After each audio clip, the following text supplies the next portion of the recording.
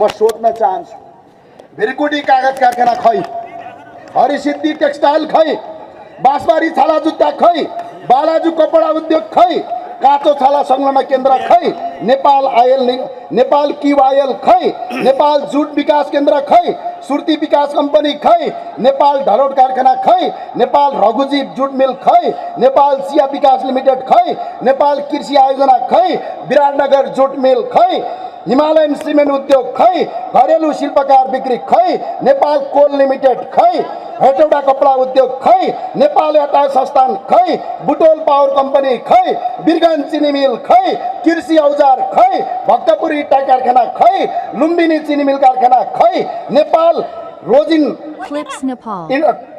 टर्बेन्टाइन खै, कृषि चुन उद्योग खै, नेपाल डिलिङ कम्पनी खै, नेपाल दूरसञ्चार कम्पनी खै, हुँदा हुँदा काठमाडौँमा चल्ने टर्ली बस खै, कहाँ बेचेर खायौ, यसको हिसाब किताब चाहिन्छ। यो हिसाब चाहिँ चाहिन्छ।